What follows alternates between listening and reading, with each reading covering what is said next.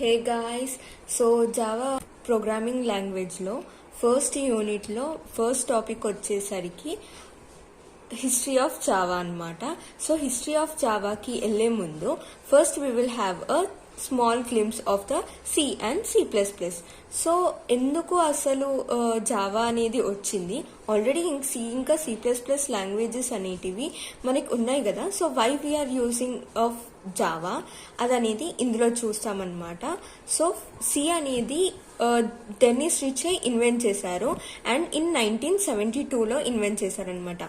ఈ సి అనేది మనకి ఆపరేటింగ్ సిస్టమ్స్, యూనిక్స్ ఆపరేటింగ్ సిస్టమ్స్లో రన్ చేస్తామన్నమాట.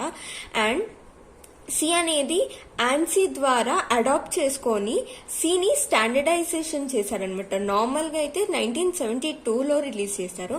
దాన్ని స్టాండర్డైజేషన్ చేయడం మాత్రము 1989 డిసెంబర్లో చేశారు. ఇది ఒక స్ట్రక్చర్డ్ లాంగ్వేజ్. సో ఇక్కడ వరకు సి. నెక్స్ట్ C++ వచ్చేసరికి ఇది ఎర్లీ 70s అండ్ ఎర్లీ 80sలో ఇన్వెంట్ చేశారు. అండ్ ఎవరు ఇన్వెంట్ చేశారంటే బిజర్ని స్ట్రాస్ట్రప్ 1979లో ఇన్వెంట్ చేశారు. అండ్ ఇది సి కాంప్లెక్సిటీ వల్ల మనకి C++ అనేది వచ్చింది.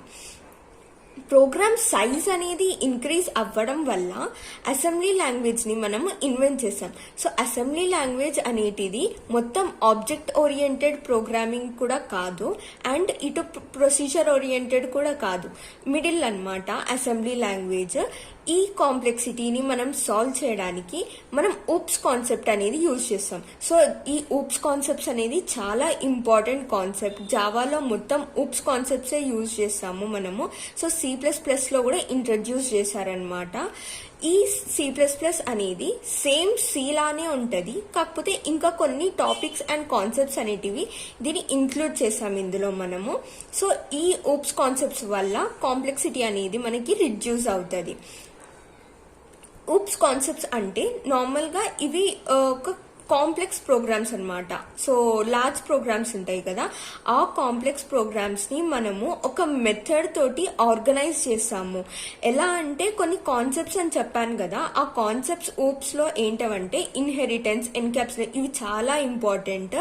సేమ్ ఇవే జావాలో కూడా యూజ్ చేస్తాం. So inheritance, encapsulation and polymorphism ఇవి బ్రీఫ్ గా మనము జావాలో ఎక్స్ప్లెయిన్ చేస్తాను నేను, సపరేట్ టాపిక్ ఉంటుంది. So oops concept thing but a object oriented programming. So object oriented programming. Next మనము జావా ఏంటిదో చూద్దాం. సో జావా అనేది ఎవర్ గ్రీన్ లాంగ్వేజ్ అనమాట. ఇది ఒక బేస్ ప్లాట్ఫామ్ లాగా. ఈ జావా అనేది సేమ్ ఇప్పుడు నెక్స్ట్ వచ్చే లాంగ్వేజెస్లో కూడా ఇందులో ఉన్న కాన్సెప్ట్సే సేమ్ అందులో కూడా యూజ్ చేస్తాం అనమాట. జస్ట్ సింటాక్స్ ఒకటే డిఫరెన్స్ ఉంటుంది. సో జావా నేర్చుకుంటే చాలు, మిగతా లాంగ్వేజెస్ అన్నీ ఈజీగా వచ్చేస్తాయి అనమాట. అండ్ ఈ Java web developments, so web డెవలప్మెంట్లో మనకి ఫ్రంట్ ఎండ్ ఇంకా బ్యాక్ ఎండ్ ఉంటుంది అనమాట. సో బ్యాక్ ఎండ్ ప్రోగ్రామింగ్ లాంగ్వేజే ఈ జావా నుంచి మళ్ళీ జావా స్క్రిప్టింగ్ లాంగ్వేజ్ కూడా వచ్చింది. సో ఈ జావా నేర్చుకుంటే చాలు, మీరు అవి ఈజీగా వచ్చేసాయి అనమాట.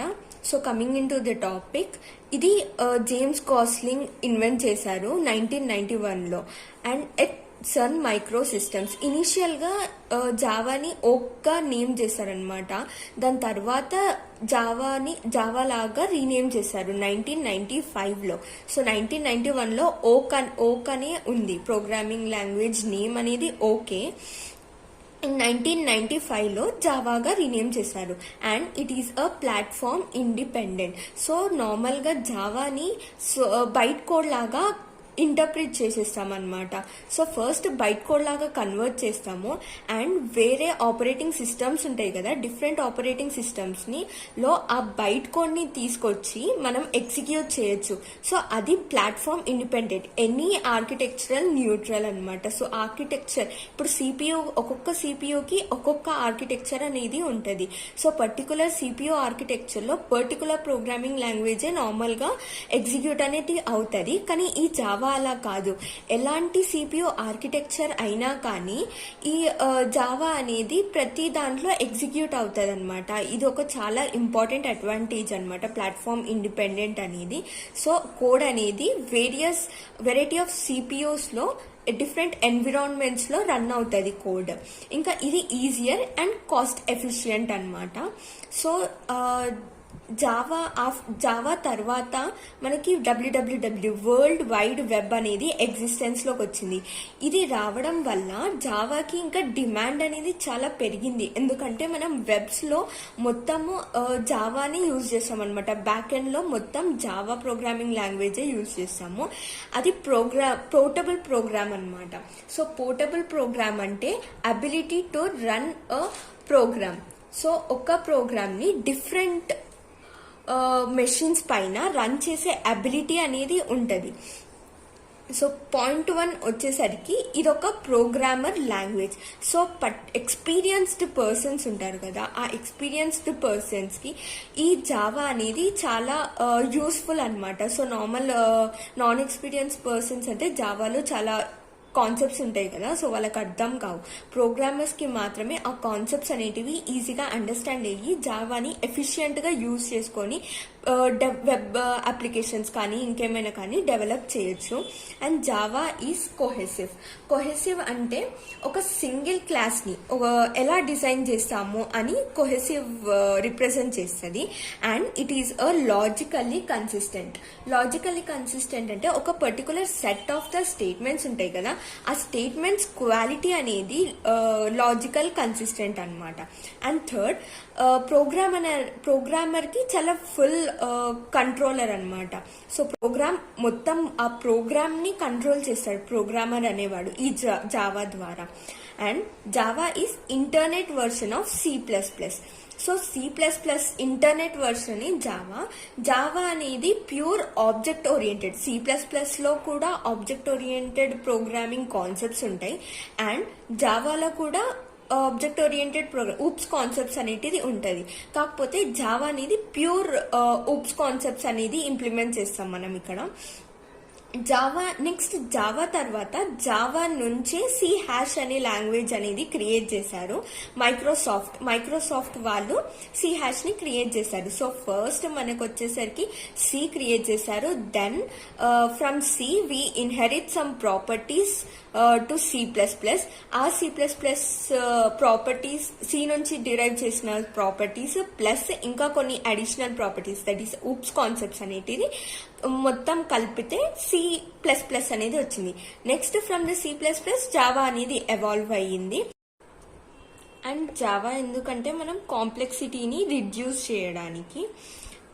C# అనేది సేమ్ జావా లాగానే ఉంటుంది, కాకపోతే నెట్ ఫ్రేమ్వర్క్ని సపోర్ట్ చేస్తుంది. సేమ్ C#కి అండ్ జావా రెండు లుక్ అండ్ ఫీల్ అనేది సిమిలర్గా ఉంటాయి అన్నమాట. సో సేమ్ జావా లాగానే C# కూడా ఉంటుంది. జస్ట్ ద డిఫరెన్స్ ఏంటిదంటే నెట్ ఫ్రేమ్వర్క్ని సపోర్ట్ చేస్తుంది. సో ఇంకా మనకి నెక్స్ట్ సెషన్కి వచ్చేసరికి JVM Java virtual machines and JIT గురించి ఎక్స్ప్లెయిన్ చేస్తా. అవి ఇంకా చాలా ఇంపార్టెంట్ అనమాట. స్కిప్ చేయకండి నెక్స్ట్ వీడియో. అది అర్థం అవుతేనే అసలు ఎలా కంపైల్ అవుతుంది కోడ్ అనేది ఈజీగా మీకు అండర్స్టాండ్ అవుతుంది. That's it for today's session. Thank you.